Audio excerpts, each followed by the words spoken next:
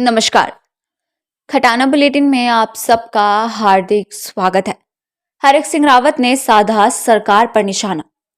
मसूरी दौरे पर आए पूर्व कैबिनेट मंत्री डॉक्टर हरक सिंह रावत ने पेपर लीक मामले में सरकार पर जमकर निशाना साधा है।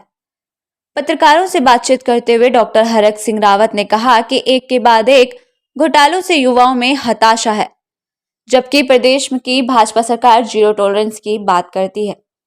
लेकिन जिस तरीके से भर्ती घोटाले सामने आ रहे हैं, उसे लगता है कि सरकार का अफसरों पर जरा सा भी अंकुश नहीं रह गया है। देखिए, इतने उदास हैं लोग उत्तराखंड में, और मुझे ऐसा लगता है कि लोगों का, मैं अभी आज एक लड़की का मुझको फोन आया, मेरे विधानसभा कोटद्वार की थी, तो मैंने कहा बेटा तू क्या तैयारी कर रही, तूने पटवारी का दिया था? कि हाँ सर पटवारी का दिया था। तो मैंने कहा कुछ तैयारी कर रही कि नहीं सर, अब तो भरोसा ही नहीं है। हम सब बच्चे आपस में एक दूसरे से बातचीत कर रहे हैं कि हम तैयारी करें, कोचिंग लें, पैसा बर्बाद करें। किसी का सेंटर श्रीनगर पढ़ रहा है, किसी का देहरादून वाले कोटद्वार पढ़ रहा है, कोटद्वार वाले का देहरादून पढ़ रहा है। हम लोग जो पटवारी की भर्ती, फॉरेस्ट गार्ड की भर्ती, जो पुलिस की भर्ती के लिए जो अप्लाई कर रहा है, कोई बहुत संपन्न घर का तो व्यक्ति होगा नहीं।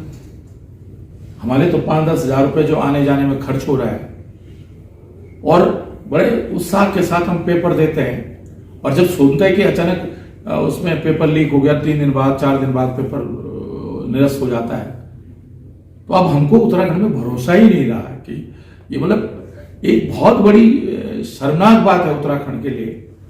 और मैं आज आप एक चीज सुनो, रेल दुर्घटना होती थी, रेल मंत्री जी जब शास्त्री जी थे रेल मंत्री, उन्होंने इस्तीफा दिया था।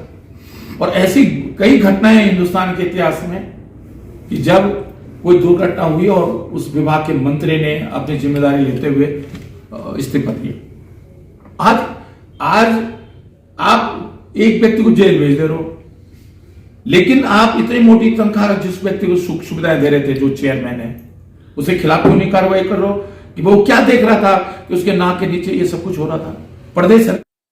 उन्होंने कहा कि पेपर लीक आरोपियों से ज्यादा सरकार का दोष है और सरकारी नौकरी के नाम पर सौदेबाजी करना दुर्भाग्यपूर्ण है।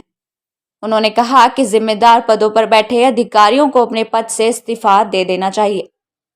भारत जोड़ो यात्रा के बारे में उन्होंने कहा कि यह कांग्रेस के लिए एक संजीवनी का काम कर रही है और आने वाले समय में कांग्रेस पार्टी मजबूती के साथ उभरेगी।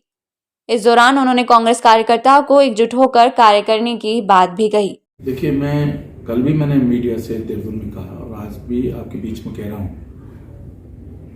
उत्तराखंड का दुर्भाग्य है कि खाना पूर्ति में आपदा प्रबंधन मंत्री तिवारी जी के समय में रहा, एक केवल आपदा प्रबंधन केंद्र था और एक केवल उसका एक ऑफिस था, जिला स्तर पर नहीं था। मैंने बहुत लड़ाई लड़कर जिला स्तर पर आपदा प्रबंधन केंद्र बनाया, लेकिन जो मैं चाहता था वो फिर भी नहीं हो पाया, क्योंकि यहाँ की ब्यूरोक्रेसी ने, वित्त विभाग ने उसको होने नहीं दिया कि जिला स्तर पर एक सेपरेट आपदा प्रबंधन इकाई हो, उसके अधीन इस तरह के लोग हों जो ट्रेनिंग, जिनको आपदा की ट्रेनिंग दी गई हो, ब्लॉक के स्तर पर इस तरह की टीमें हो, तो वो जो आपदा प्रबंधन का तंत्र है, सिस्टम है, वो प्रभावी नहीं हो पाया है। दूसरा कि जैसे हमने टिहरी को बसाया, जब टिहरी डैम बना तो हमने दुकान किराएदारों को भी मुआवजा दिया, हमने जो मूल्य था भवन का वो दिया। दुर्भाग्य से आपदा प्रबंधन किया कि अगर मकान पूरी क्षतिग्रस्त हो गया तो 4 लाख रुपए मिलेगा, आपका डेथ पे 4 लाख रुपए मिलेगा, मकान क्षतिग्रस्त हो गया तो 50,000, 1 लाख, 2 लाख रुपए मिलेगा आपदा प्रबंधन नियमों के तहत। तो आज एक तो समग्र उत्तराखंड को लेकर विषम भौगोलिक परिस्थितियों को देखते हुए उत्तराखंड के लिए एक आपदा प्रबंधन नीति बननी चाहिए।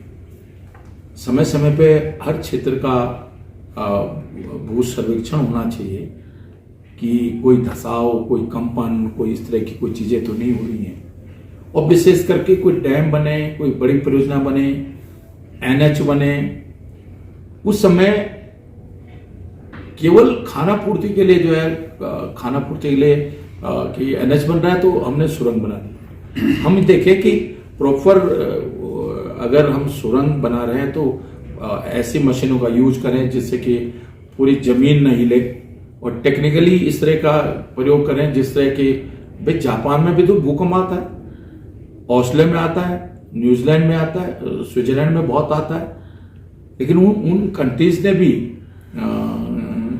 अपनी आपदा प्रबंधन नीति, डिजास्टर नीति बनाई हुई है। तो हम देखिए होगा क्या, मुझे केदारनाथ का भी